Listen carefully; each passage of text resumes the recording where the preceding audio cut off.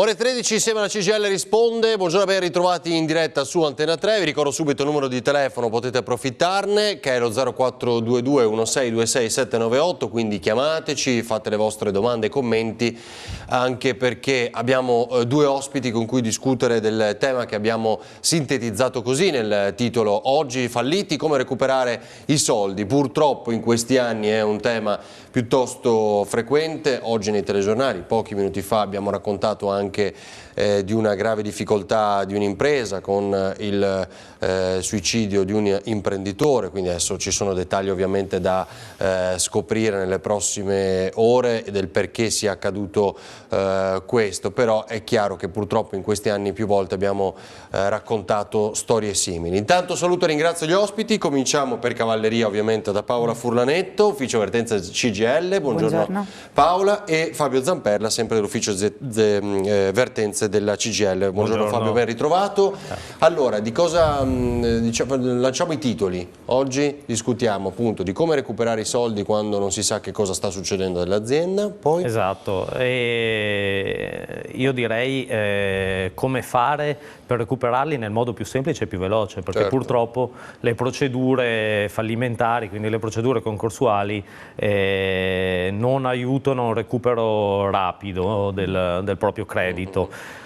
Molto spesso Quali sono le scadenze anche? Ti ricordo, l'abbiamo detto più volte, perché bisogna fare determinati passaggi. Le scadenze per attivarsi, per recupero, come le modalità per attivarsi, sia nel caso in cui l'azienda sia già fallita, ma anche nel caso in cui si capisca che si è in procinto, si è nelle vicinanze di un eventuale fallimento, o comunque che l'azienda possa essere in difficoltà e quindi sia necessario fare delle valutazioni concrete per decidere se intraprendere un'azione che può essere legale o meno, può essere solo l'apertura di un'avvertenza nei confronti dell'azienda, appunto. Poi cosa frequentissima, adesso si fa la bad company, la new company, no? Quindi bisogna capire poi dove andare a attingere, chi deve eventualmente ridarmi i soldi che io avanzo, no? Non solo quello, c'è anche il problema degli appalti molto spesso. Degli appalti? Perché a volte succede che fallisce l'azienda committente del proprio datore di lavoro o viceversa, e bisogna valutare bene nei confronti di chi rivalersi, dato che c'è un principio. Io di sicuro nei confronti della mia azienda, e poi deve essere la mia azienda a rivalersi su quella... C'è la possibilità, anche sì, è così, ma c'è anche la possibilità di rivalersi direttamente, il lavoratore può cercare di rivalersi direttamente nei confronti dell'azienda committente, solitamente, che risponde in solido per i crediti o i debiti sorti nel frattempo durante il periodo dell'appalto. Quindi sono valutazioni tecniche che vanno fatte, che logicamente il lavoratore non è a conoscenza, nel senso che giustamente lui lavora per il proprio datore di lavoro e non è consapevole che se dovesse fallire l'azienda committente potrebbe anche agire nei confronti di questa per poter recuperare parte del proprio credito o addirittura l'intero credito. Ci spieghiamo anche come fare, quindi Paola, tu di cosa ti occupi? Io appunto delle procedure concorsuali e quindi di tutte le pratiche per il recupero dei crediti dai fallimenti principalmente. Ecco, quindi diciamo che in linea di massima, quando un lavoratore vede appunto che si è già licenziato, che viene licenziato dal curatore, insomma quando la sua azienda purtroppo fallisce, deve per forza seguire un certo iter, nel senso che avvertenze individuali decadono e si deve per forza insinuare i propri crediti al passivo del fallimento. Quindi quelli sono i binari, per recuperare questi crediti deve per forza seguire un certo iter. Ci sono diverse tempistiche e si può appunto affidare a diversi professionisti. Noi, quando il lavoratore appunto si rivolge ai nostri uffici, analizziamo tutto il problema e cerchiamo di aiutarli dall'inizio alla fine. Ecco, quindi prima cosa, se appunto l'azienda fallisce e il lavoratore è in credito di TFR, trattamento di fine rapporto, ma anche di mensilità o di altri crediti, non può sperare di vedersi liquidato dal datore di lavoro, ma deve per forza rivolgersi al fallimento. Di solito viene avvisato della sentenza di fallimento da una comunicazione del curatore e con questa comunicazione dovrebbe recarsi appunto al nostro ufficio e da lì si inizia tutta la pratica. Una pratica che purtroppo ha tempi lunghi, però insomma ci sono delle possibilità quasi certe di recupero, dopo insomma magari... Quasi certe, dopo lo diciamo. È importante. Aspetta Fabio, sentiamo la telefonata, scusami se ti interrompo. Chi c'è a casa? Pronto?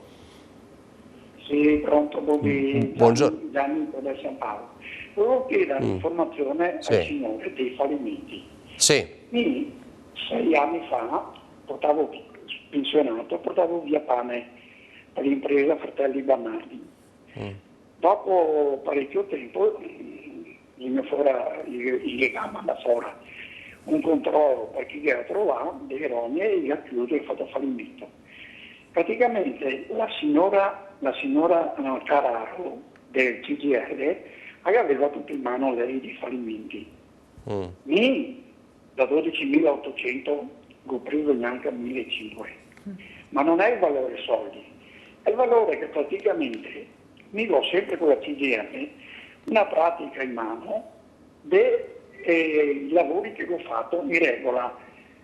No, mi pagavo 818 euro ogni 3 mesi. Proprio ieri altro, lunedì, mi arrivava una carta, perché adesso non è più l'INPS che la manda, ma della CGR, la Camera del Lavoro, che abbiamo scritto 5 anni. In poche parole, dal 2006 che sono in pensione dall'ospedale e che lavoro, non ho 5 lire di aumento sulla pensione. Sulla pensione? Questo però è una componente differente? No, era praticamente un ricondizionamento, mi aspettava gli 11 mesi da Germania e più mi aspettava una ricostruzione. Mi arriva a casa un'altra carta che devo aspettare 5 anni. 5 anni. Senta, però siccome allora noi abbiamo capito in parte, anche perché forse la linea è un po' disturbata, è un fatto un po' complicato, c'è di mezzo anche la pensione, non so Fabio se tu puoi dare una risposta, però lei si sta rivolgendo a qualcuno, cioè c'è qualcuno che la segue in qualche maniera su questo? Sì, la CGL. La CGL, aspetti Fabio. A me pare che le problematiche siano due, diverse. Una è quello che riguarda appunto il fallimento e il recupero parziale del suo credito e una è quello che riguarda l'aumento della pensione, sulla quale non mi esprimo e consiglio di rivolgersi ai nostri uffici specializzati. E per quanto riguarda il recupero di parte del proprio credito, purtroppo è nella natura stessa dei fallimenti, perché quando un'azienda fallisce significa che non ha la sostanza economica, quindi la capienza per poter saldare gli interi debiti che ha, non solo quelli nei confronti dei lavoratori, ma molto spesso nei confronti dell'Agenzia delle Entrate, dell'INPS, dei fornitori, delle banche. Quindi è nella natura stessa delle cose che non avvenga il recupero. Probabilmente il signore è riuscito a recuperare una quota che era quella garantita dall'INPS, che se dopo volete spiegheremo.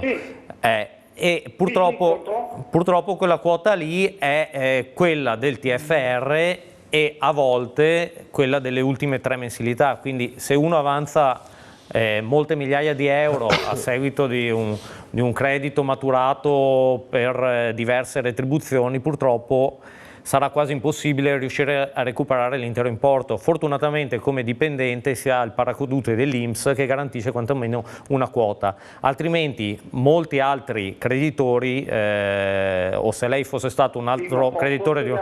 Posso spiegare una cosa? Sì, dica.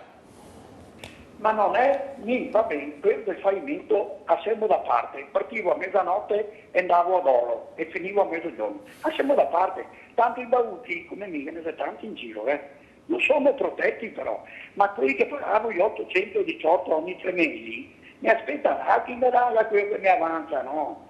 Dentro in pensione. perché la Silvia Cavallina mi aveva detto Gianni ti aspetto 85,90 al mese. Non ho visto né qui e neanche gli 11 mesi di Germania. Mi chiedo, ma sei a tutela dell'operaio o a tutela di Fiori? Senza offesa, perché mi sono tacci CGIL della vita. No, avere risposte adeguate a quello che la gente vi dice, mi ho tutte le carte in casa. Ho capito. Antena 3, volete venire che porto? Certo. Che mi dico per farlo. Allora, ascolti, facciamo così, aspetti, si fermi, perché sennò andiamo avanti tutta la puntata, dobbiamo dare spazio anche ad altre persone. Perché non saremo da imparare il computer, non saremo imparare certe cose. Certo, allora, aspetti, abbiamo capito, non è che le carte può portare anche noi, ma è bene che appunto sia seguito e si rivolga a quanti conoscono la sua pratica in CGIL, insomma, per i due aspetti che dicevamo prima. Chiudiamo qui, se no non riusciamo a sentire anche altri. La ringraziamo. Fabio, se vuoi aggiungere qualcosa, Sì, no, appunto, perché stava dico, facendo... Al di là della questione della pensione sulla quale si è focalizzato il signore e sulla quale, ripeto, io non mi sento di dare una risposta perché non sono specializzato nella materia, ma per quanto riguarda le normative, effettivamente esiste un problema sulla normativa, quantomeno per quello che riguarda il recupero dei crediti e i fallimenti e in modo particolare i concordati, che è sempre una procedura concorsuale. Purtroppo devo dire che le attuali normative non garantiscono appieno l'effettivo recupero del lavoratore.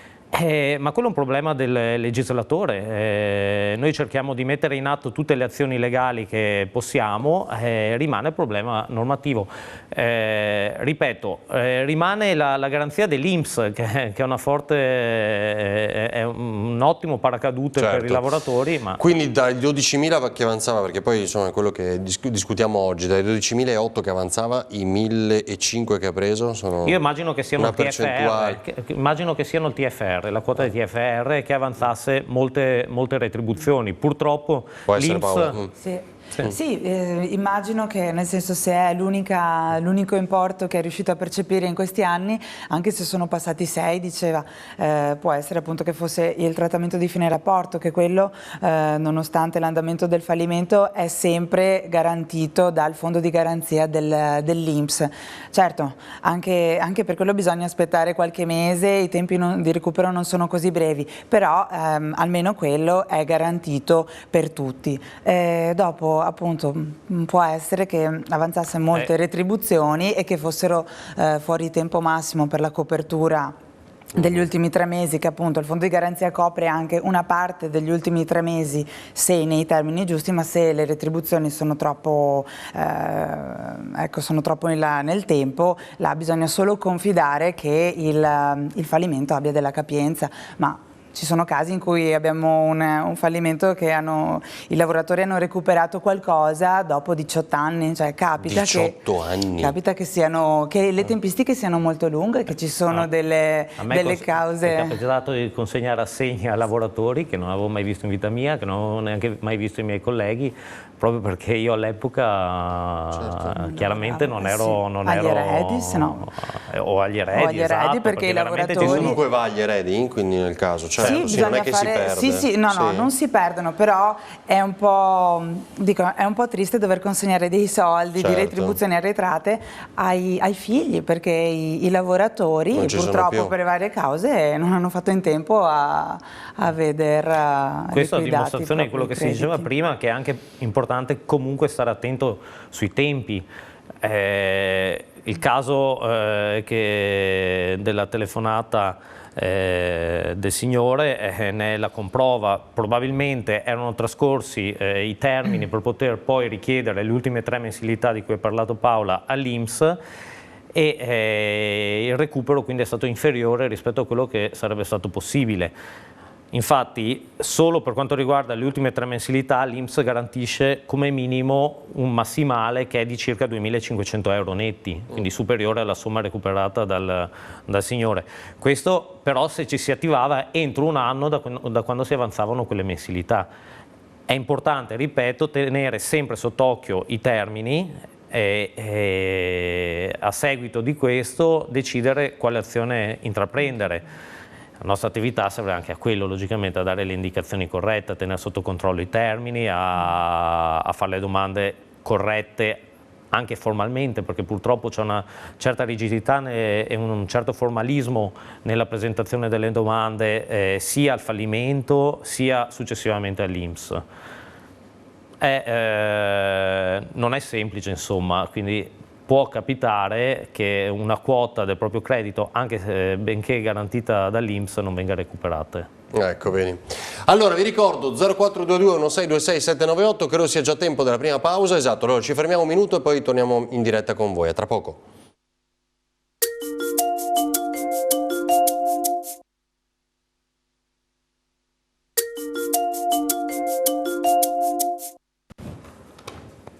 Ore 13 torniamo in diretta insieme alla CGIL, anche perché durante la pubblicità noi abbiamo discusso di tante cose che adesso ti chiedo in diretta, perché insomma sono molte curiosità. Intanto parliamo appunto di come recuperare questi crediti, ma la mia curiosità era in percentuale quanti riescono a recuperare, anche se poco, qualcosa? Cioè fatti 100 i fallimenti? Purtroppo è una percentuale abbastanza bassa, direi. Non ci sono statistiche certe, anche perché sono dati difficili da individuare, però per la nostra esperienza direi che siamo attorno al 20-25% come massimo che si riesca a recuperare una quota del credito residuo, cioè della parte che non paga l'INPS. Quindi 1 su 5, 1 su 4 massimo, recupera riesce a recuperare qualcosa. Dopo bisogna vedere che percentuale di recupero c'è, perché una cosa è recuperare il 100% del proprio credito, una cosa è recuperare il 10% del proprio credito. Certo. Devo dire che il 100% capita veramente, sono delle mosche bianche, 2-3% forse in tempi molto lunghi, perché più liquidità ha il fallimento, più tempo ci mette a procedere nelle Curiosità ultima, poi vi lascio la spiegazione di come recuperare, perché poi è quello che interessa anche chi è a casa. Riescono a recuperare una parte o il tutto, ma sono pochissimi casi, perché in qualche maniera interviene qualcun altro a salvare l'azienda? Sì, perché o ci sono dei grossi capitali, anche immobiliari, che quindi vengono in capo al patrimonio, smaltiti, che vengono certo, smaltiti, o perché si tratta di determinate tipologie di aziende che magari vengono spacchettate e nella vendita delle parti buone, diciamo, tra virgolette, di queste aziende, il fallimento riesce a recuperare dei capitali per poi liquidare i debiti. I casi sono pochi per le premesse che dicevo prima. Quando un'azienda fallisce vuol dire che il 98% delle volte è decotta, non ha possibilità di ripresa. Quelle aziende che hanno possibilità di ripresa è perché in un certo qual modo hanno un determinato nome, un marchio, appunto una certa quantità di capitali mobili o immobili che possono in qualche modo dare fiato al fallimento. Sono casi rarissimi, veramente rari. Allora Paola, come succede? C'è qualcuno che ti segue la casa e dice devo riuscire a recuperare i miei crediti, i miei soldi, quello che avanzo dall'azienda. Cosa deve fare? Allora, innanzitutto è bene attivarsi il prima possibile, per cui appena si ha notizia dell'azienda appunto che è fallita, sia che si riceva una lettera dal curatore che se si apprende in altri modi, è bene attivarsi subito. Si può chiamare al nostro ufficio o potete venire direttamente e vediamo insieme appunto, facciamo un po' l'analisi del credito, si vede appunto quanto il lavoratore avanza, cosa non ha percepito, sia di retribuzioni che di trattamento di fine rapporto e quant'altro e niente, noi dopo raccogliamo tutto il materiale, si procede al conteggio di tutti i crediti e l'importante appunto è mandare questa insinuazione al passivo almeno 30 giorni prima della prima udienza. La prima udienza è di esame delle domande tempestive. Diciamo che prima si arriva e ci si insinua in questa udienza e meglio è. È vero che se si perde questa scadenza, perché non so, delle volte ci sono anche dei lavoratori che sono all'estero, non bisogna allarmarsi, si può andare anche alle udienze successive che di solito il curatore fa. Però tu dici c'è una sorta di priorità, indice di priorità per quanti... Allora, diciamo che se ci si insinua in tardiva comunque si ha la stessa garanzia come Degli gli altri, altri. si è allo stesso livello, però siccome appunto abbiamo detto che i termini di recupero anche con l'INPS non sono così brevi, allora è meglio, diciamo, iniziare tutto il prima possibile, così. Ecco, una volta che c'è l'udienza, se appunto il curatore fa una proposta e ammette i crediti e vengono riconosciuti anche dal giudice come richiesto, si ha il riconoscimento del proprio credito. Con questo si può andare ad esigerlo, quindi si può andare a fare la domanda al fondo di garanzia INPS e ce ne occupiamo sempre tutto noi, facciamo noi tutte le carte. E cosa garantisce il fondo di garanzia dell'INPS? Il TFR, il trattamento di fine rapporto per intero, quindi sia le quote, la parte lasciata in azienda, sia le quote eventualmente non versate dall'azienda ai fondi previdenziali. E inoltre, se si è appunto entro i termini, garantisce anche una parte delle ultime 3 retribuzioni, gli ultimi 90 giorni lavorati. Là ci sono appunto un po' di termini da stare attenti. Quindi comunque il TFR lo recuperi, questo vuoi dirci? Sì, quello sì, appunto. Dopo ci sarà un po' da aspettare, bisogna avere un po' di pazienza anche per il fondo di garanzia, però il TFR, sia quello rimasto in azienda che quello ai fondi complementari, si riesce a recuperare. Dopo, se si ha fortuna, tra virgolette, e il fallimento, il curatore con determinate azioni riesce a recuperare qualcosa, se avrà della capienza anche il fallimento, magari con gli anni si riuscirà a recuperare anche degli importi delle retribuzioni, del preavviso ulteriori. Però questa è sempre purtroppo un'incognita e noi diciamo sempre che mano a mano con la procedura si sorveglia l'operato del curatore, si vede le varie vendite, le variazioni di recupero. Dicevi gli stipendi degli ultimi 3 mesi, dicevi anche? Gli ultimi 90 giorni lavorati, sì, che devono essere però devono rientrare entro i 12 mesi prima dell'apertura del fallimento. Se un'azienda fallisce adesso qui in giugno 2017, però io avanzo gli stipendi, non so, del 2015 e nel frattempo stavo aspettando, non so, non mi sono attivato, non ho fatto nessun decreto ingiuntivo, eccetera, ecco, quegli stipendi purtroppo non sono esigibili dal fondo di garanzia. Ecco, perché non fare decreto ingiuntivo subito? Beh, costringo l'azienda a pagarmi, no? Di quello che avanzo. Sì, purtroppo non è così scontato. Perché? Perché per richiedere, in questo caso si parla innanzitutto di un'azienda non ancora fallita, perché non si possono fare azioni legali nei confronti, o comunque in questa fase nei confronti delle procedure concorsuali. Proprio perché c'è questa modalità che ha appena spiegato la Paola per poter richiedere il proprio credito, cioè si fa questa domanda di insinuazione al passivo. Il decreto ingiuntivo potrebbe essere fatto prima dell'eventuale dichiarazione di fallimento.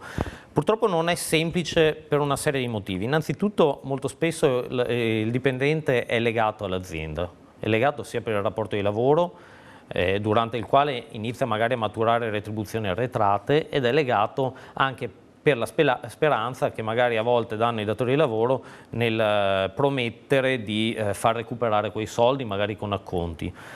E questo comporta che nel frattempo appunto il tempo passa, col rischio, che ha appena detto Paola, di far prescrivere i termini per poi richiedere il proprio credito all'INPS. E altro motivo sta nel fatto che per fare un decreto ingiuntivo è necessario la prova scritta che proviene dal datore di lavoro, quindi dal debitore. In questo caso potrebbe essere la busta paga, ma ben sanno i datori di lavoro che non pagano gli stipendi che non è obbligatorio consegnare la busta paga fino al momento dell'avvenuto pagamento. So che sembra un assurdo, ma la norma prevede proprio questo, che la consegna della busta paga è obbligatoria dal momento che avviene il pagamento, cioè successivamente al pagamento. Quindi se non viene consegnata la busta paga diventa quasi impossibile poter fare il decreto ingiuntivo, bisognerebbe fare a quel punto un ricorso ordinario, quindi un vero e proprio processo che comporta però delle lungaggini molto, molto dispendiose sia in termini di tempo che in termini economici. Parliamo di cause che possono andare purtroppo qui a Treviso in tempi dell'ordine anche di 3-4 anni.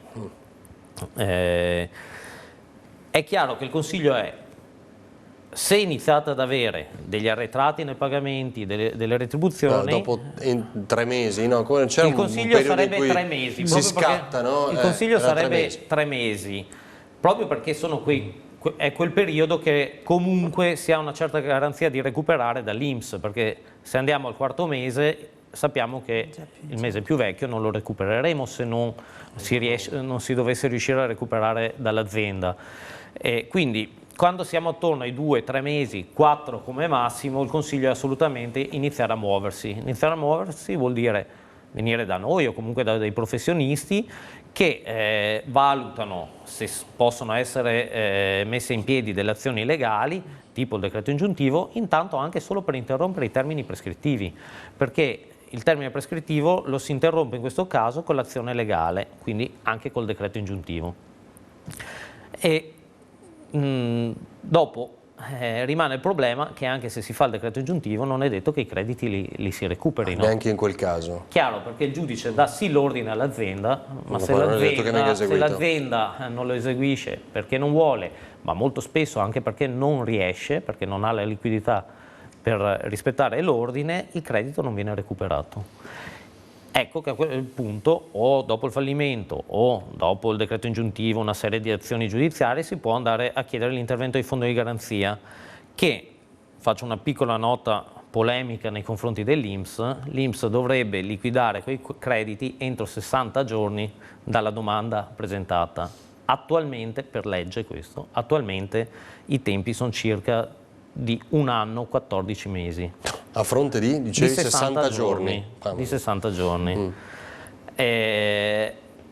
Perché lo Stato, a seguito di una direttiva europea, ha legiferato con questa appunto norma che stabilisce che l'INPS deve sostituirsi nel pagamento dei debiti del datore di lavoro, perché la retribuzione è un credito alimentare, cioè serve al lavoratore per vivere, quindi servono tempi brevi.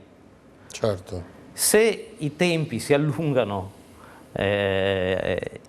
in modo spropositato, appunto, quindi oltre l'anno, perde la ratio e la natura stessa della norma, cioè la sua funzione, quella di garantire la sopravvivenza del lavoratore, viene meno.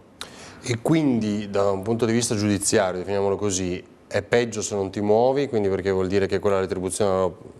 Beh, innanzitutto certo, è importante, non è che, diciamo, fondamentale il tuo sostentamento, certo, nel paradosso, no, giuridico. Già dico. sapendo che l'INPS impiega molto più tempo di quello che dovrebbe impiegare per pagare, il consiglio è quello di muoversi il prima possibile. Comunque, diciamo, già quando mancano 2 o 3 stipendi, perché il limite dei 3... Quantomeno informarsi. Su cosa fare e non affidarsi ciecamente a ciò che dice il datore di lavoro. Ci fermiamo un minuto e ripartiamo da qui, vi aspettiamo.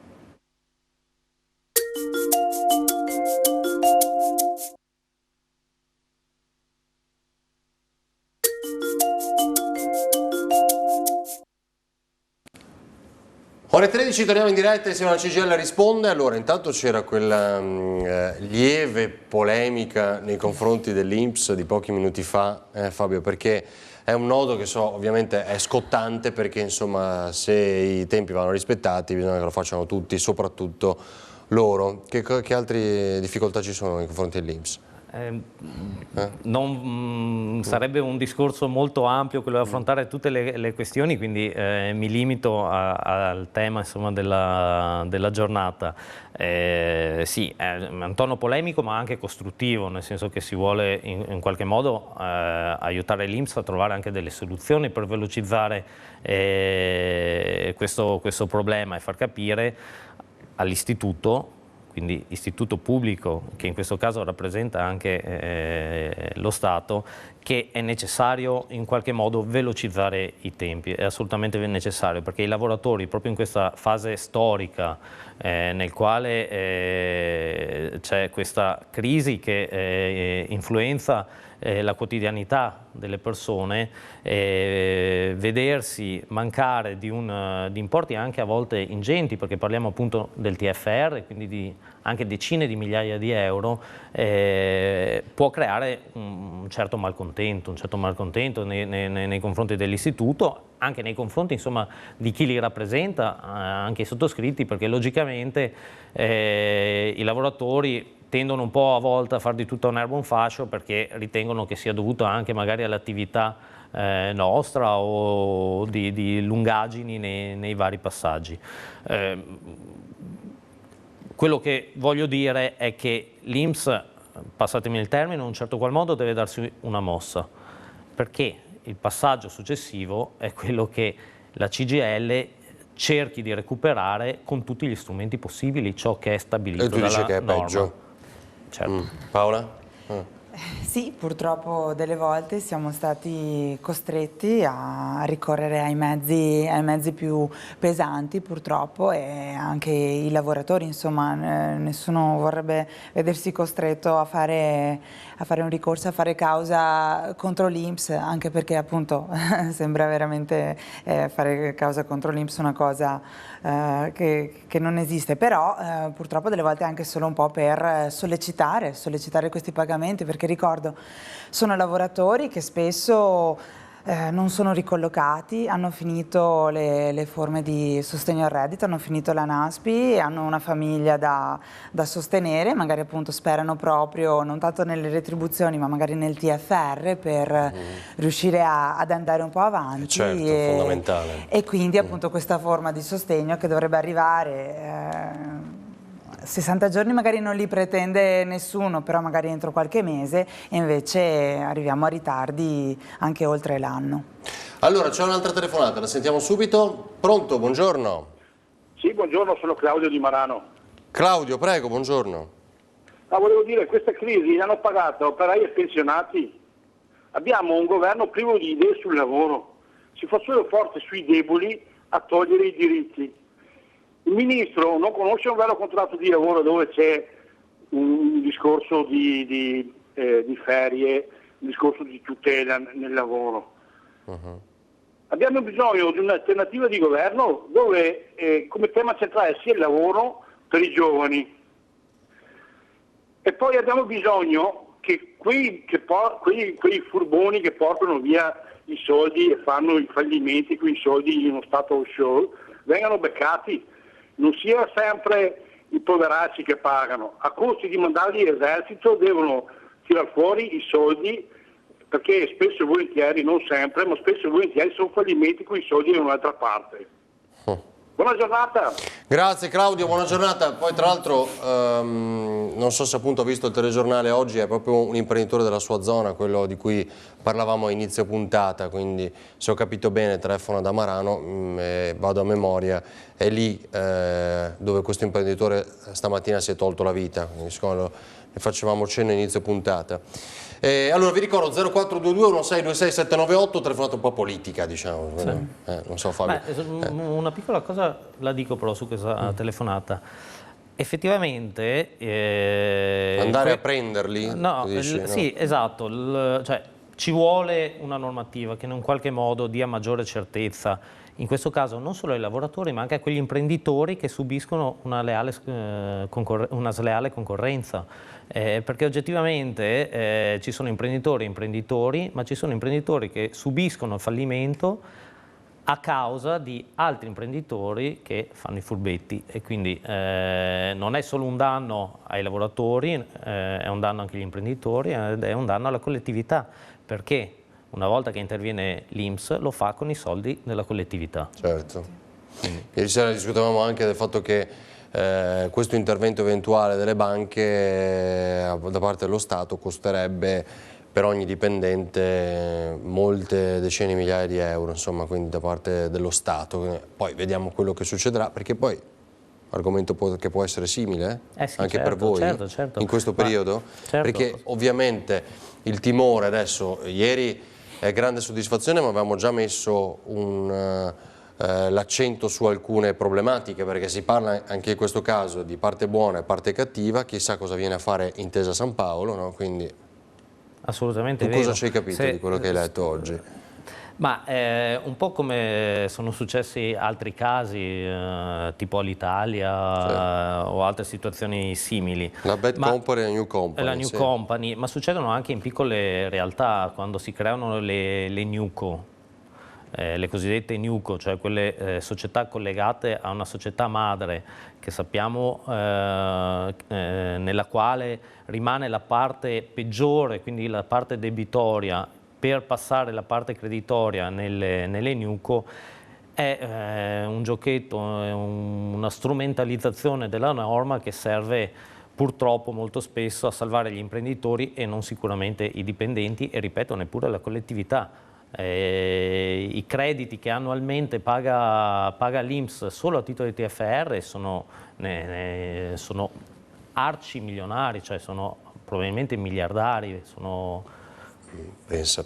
Poi non mi pare che queste newco, cioè i casi di soluzioni siano inferiori rispetto... Non voglio generalizzare. Purtroppo il più delle volte ha lo stesso destino della bad company, hanno lo stesso vero? destino, ma è un percorso naturale, lo si sa quasi sempre, serve per fare un po' di pulizia, a volte per far sparire dei capitali, dopodiché chi si è visto e ognuno per il proprio destino. Telefonata, pronto? Buongiorno. Salve, sono Gianfranco da Padova. Gianfranco, la sentiamo bassissimo, se riesci a parlare un po' più forte. Sì, mi sente adesso? Sì, meglio, grazie, prego. Allora, quello che volevo dire è questo. Allora, in questo governo che c'è attualmente, se voi vi rendete conto, ha fatto esclusivamente più di 10 articoli a favore delle banche. E vediamo cosa sta succedendo con l'Intesa San Paolo, che alla fine praticamente si compra con €1 la banca, la parte buona, mentre tutto il resto viene scaricato praticamente alla collettività perché vogliono le garanzie statali. È un'assurdità, mentre poi cosa sta facendo il governo in questo momento? Si preoccupa dello ius soli, cioè con tutti i problemi che ci sono, il Veneto sta morendo perché sta morendo economicamente, aziende che continuamente chiudono, gente che si ammazza, come avete visto, avete detto poco fa, e qui si va a pensare allo ius soli. Cioè, ma che paese è questo? Ma che paese è? Guardate che sono state migliaia di imprenditori che si sono suicidati dal 2007, dall'inizio della crisi, cioè 2008 in poi, e anche operai, eccetera, per sempre problemi economici. Ma non gliene frega niente nessuno. Cioè è l'assurdità, è un paese impazzito. Qui veramente, cioè, si pensa a dare la cittadinanza a queste persone quando i nostri vivono in macchina, vengono abbandonati, nessuno gliene frega. Cioè, vengono sfrattati di casa e gli altri vivono negli alberghi. Cioè, qui veramente stiamo distruggendo il futuro dei nostri figli e nipoti. Grazie Gianfranco, buona giornata. Allora è chiaro, poi la percezione è questa, no? Che il governo si occupa di altre cose, il Parlamento più che altro in queste ore, e invece forse la priorità dovrebbe essere dalla mattina alla notte discutere soltanto per esempio delle banche, di come creare il lavoro in questo paese, in questa regione. È ovvio che il sillogismo poi è questo.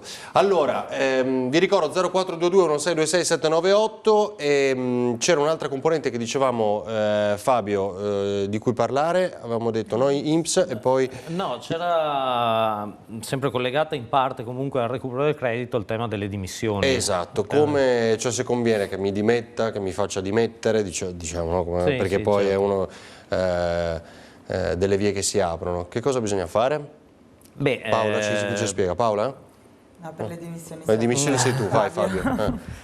Beh, allora intanto è sempre da fare una valutazione sulle tempistiche e sullo stato dell'azienda, perché chiaramente può capitare che un'azienda per un determinato motivo sia in ritardo nel pagamento di una mensilità o due, e questo non significa che subito bisogna fasciarsi la testa, quindi si può tranquillamente fare delle valutazioni che è in grado di fare anche il singolo lavoratore, conoscendo magari a fondo l'azienda.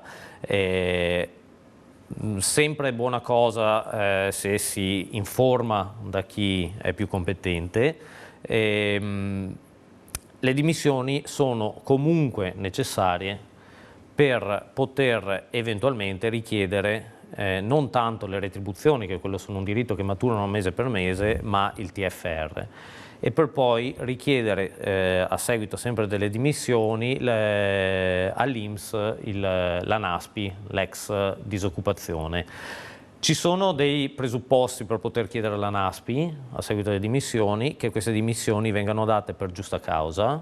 La giusta causa normalmente la si considera il mancato pagamento delle retribuzioni, sì. E buona cosa è, affinché venga appunto riconosciuto la disoccupazione, che le retribuzioni arretrate siano almeno 2.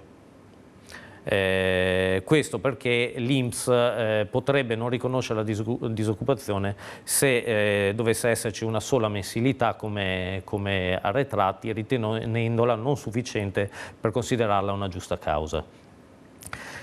È da dire che attualmente sono cambiate le modalità per dare le dimissioni, mentre prima le si davano con la semplice raccomandata, le poteva dare anche in modo autonomo il lavoratore. Adesso è online. Adesso no? sono online, dal 12 marzo 2016 è intervenuta questa nuova procedura, che a dire del Ministero dovrebbero servire per evitare le dimissioni in bianco. In verità devo dire che hanno complicato un po' la vita, sì, sia agli operatori che ai stessi lavoratori. Questo perché la dimissione viene data appunto tramite il sito del Ministero, si chiama Click e Lavoro, o direttamente dal lavoratore tramite il codice PIM che può recuperare dall'INPS, o tramite gli enti abilitati, tra cui il sindacato. Perché tu dici che è complicato? Ha complicato perché la modalità può essere solo quella, quindi solo in via telematica con la quale tramite questo sito e tramite il Ministero viene inviata all'azienda via PEC, via mail, la comunicazione dell'avvenute dimissioni. Capita non di rado che l'azienda non abbia attiva la PEC o la mail. E purtroppo, oppure che il datore di lavoro sostenga di non aver ricevuto quella comunicazione. Quindi c'è un problema di prova. Non è raro il caso in cui viene da noi il lavoratore e dice io mi sono dimesso, ma non mi pare. Ma non c'è la comunicazione al centro per l'impiego, il datore di lavoro dice che non mi vuole pagare perché non ha nessuna comunicazione giunta, oppure torna indietro la comunicazione perché non esiste appunto la PEC. Quindi ci sono una serie di problematiche che hanno complicato la vita ai lavoratori e agli operatori, tenendo anche conto che tra gli operatori previsti dal Ministero per poter comunicare le dimissioni ci sono gli stessi consulenti del lavoro che notoriamente lavorano per i datori di lavoro. E ci sono già successi anche su questo 2 casi in cui il lavoratore non sapeva di aver dato le dimissioni. Ah sì, questo me l'avevi raccontato una volta e mi ha colpito, cioè com'è andata? È andata che il consulente dell'azienda ha inviato, siccome non servono neanche firme del lavoratore, non serve niente che certifichi È stato dimissionato? È stato dimissionato, esatto, cioè il consulente probabilmente su indicazione del datore di lavoro ha fatto sì che il lavoratore desse le sue dimissioni volontarie, quindi non per giusta causa, ma volontarie. Non c'è un'indicazione da parte del Ministero chiara. È pazzesco, perché in questa maniera praticamente c'è la possibilità di revocare l'estromissione di rompiscatole, diciamo, di chi lavora magari poco, poi c'è la per possibilità carità. in verità di revocare le dimissioni entro 7 giorni. Ma chiaramente se il lavoratore non viene a saperlo entro quei 7 giorni perde questa possibilità, e il caso che c'era capitato era proprio questo. Ma pensa a te, vabbè. Allora, ci fermiamo per l'ultima pausa pubblicitaria e poi torniamo in diretta a questa cosa incredibile. A tra poco.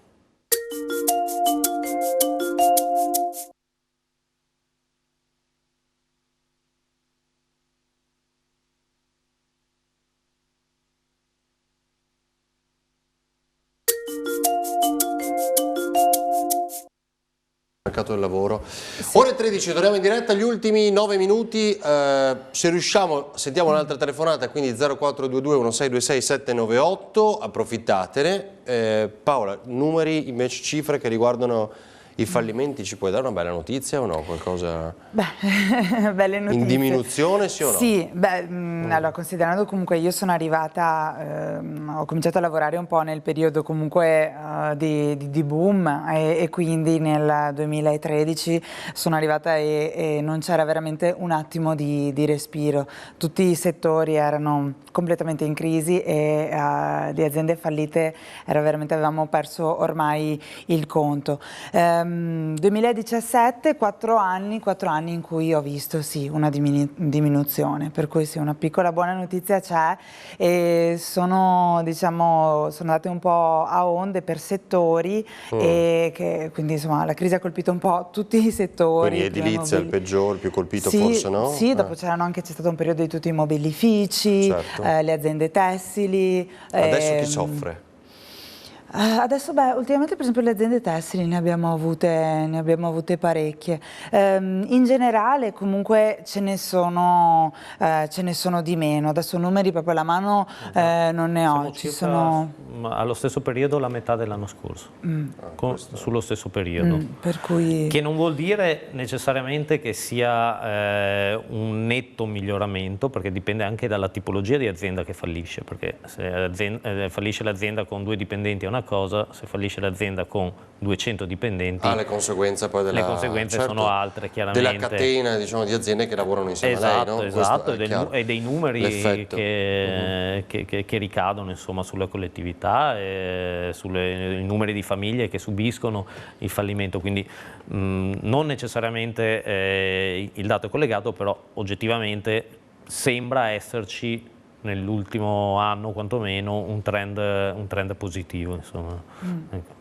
Quindi aziende tessili tu dici in particolar modo adesso? Sì, più o meno, però dopo si dipende, abbiamo avuto anche delle cooperative, ci sono adesso insomma un po' il settore comunque servizi, anche quello è un po' in subbuglio, come vediamo ultimamente appunto varie cooperative tra scioperi eccetera, che ci sono diverse difficoltà. Dopo appunto noi speriamo che in questo settore il lavoro diminuisca, però comunque ci sono sempre scadenze quotidiane e dopo appunto si spera, sento molto dire, si spera che non fallisca mai un'azienda.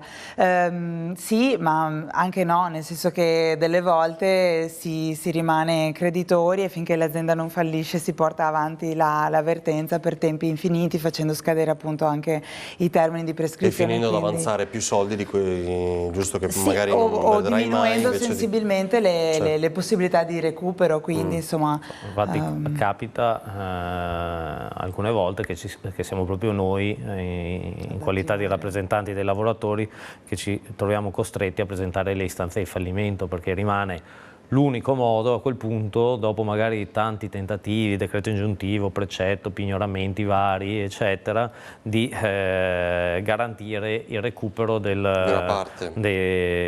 crediti dei lavoratori. Chiaro che questa è l'ultima ratio ed è proprio avviene nel caso in cui per l'azienda è quasi impossibile proseguire l'attività, perché nessuno, quantomeno la CGIL, non è contenta di far fallire le aziende. Fallimento significa perdita di posti di lavoro e una crisi che ricade, come dicevi giustamente prima, su altre aziende e rischia di fare un effetto a catena drammatico. Quindi capita a volte di dover presentare delle istanze, ma assolutamente a malincuore. Insomma. So che state seguendo a proposito anche le banche, no? Però non direttamente voi. Non direttamente noi come ufficio vertenze. Ricordo più volte siamo venuti a cercare di capire che cosa stesse accadendo, da adesso in avanti sarà forse ancora più complicato, non so, comunque... probabilmente, noi su questo appunto non siamo entrati nello specifico, probabilmente ci saranno delle problematiche sicuramente per quanto riguarda l'occupazione dei dipendenti. E questo ovviamente volevo arrivare. E sono temi importanti e difficili, perché purtroppo per la responsabilità di alcuni la ricaduta è sia sui chi ha il conto corrente nelle banche o chi era socio o chi era obbligazionista, sia sui dipendenti che molto spesso a loro volta erano soci delle banche. Ma infatti oggi i primi commenti che abbiamo sentito dai risparmiatori hanno detto vabbè, a noi cambia poco, ormai quello che dovevamo perdere l'abbiamo già perso, quindi il problema vero adesso diventa la componente occupazionale, quindi diciamo, i lavoratori. Che succede di loro con questa bad new se il progetto di Intesa San Paolo dovesse mai andare avanti? Allora, abbiamo pochissimo, però volevo chiederti Paola se possiamo riepilogare quello che devono fare, no? L'abbiamo detto ormai all'inizio trasmissione, però in caso di fallimento, sospetto di fallimento, preoccupazione, mancano 2-3 mensilità, cosa devono fare? Così lo ripetiamo, almeno diamo un'altra indicazione. Certo, il lavoratore che avanza degli importi, appunto degli arretrati che non sono stati ancora pagati dall'azienda, magari aveva già chiuso, era in crisi eccetera, non si è riusciti a recuperarli in altro modo, né con telefonate, né con pazienza, né con decreto ingiuntivo. Quando l'azienda fallisce bisogna attivarsi immediatamente e insinuarsi al passivo. Se si ha un credito e non viene riconosciuto nello stato passivo, non è possibile esigerlo da nessuno, quindi quella è la strada che tutti devono seguire. Quindi bisogna fare questa insinuazione al passivo nei termini previsti. Se si riesce appunto a farlo con la prima udienza è meglio, perché appunto si accelerano i tempi e niente, prima ci si insinua, prima ci si vede il credito riconosciuto e prima si può anche andare a fare la richiesta al fondo di garanzia INPS, che dà appunto una piccola garanzia su una parte degli importi. Se dopo uno è fortunato, tra virgolette, avanza solo il TFR, può essere sicuro di, magari non brevissimamente, ma di recuperare tutto. Se invece si tratta di avanzare anche retribuzioni, altre indennità, mancato preavviso, lì appunto bisogna avere un po' più di pazienza e sperare che il fallimento abbia della capienza. Però come indicazione, attenzione al campanello d'allarme quando mancano 2 stipendi, quando non vengono pagati? 2-3 mesi al massimo, sì, perché già col quarto si rischia di non ed è importante attivarsi, perché a volte capita che arrivino dei lavoratori che dicono ma io sto aspettando i soldi dal fallimento dall'INPS, credendo che arrivino in automatico. Che arrivino in automatico. No, invece, ecco, questo è importante. Non è assolutamente automatico la prestazione né della procedura né tantomeno quella dell'INPS, bisogna attivarsi assolutamente. Bene, allora grazie a Fabio Zamperla, a Paola Furlanetto, grazie per essere stati con noi oggi, a voi che ci avete seguito da casa ovviamente, e poi l'informazione di Antena 3 non finisce qui, perché ci rivediamo alle 18:30, a partire dalle 18:30 con i nostri telegiornali. Questa sera a 20:10 invece ci sarà il primo dei 2 candidati al ballottaggio di Padova, che è Sergio Giordani. Domani Massimo Bitonci. Grazie e buona giornata.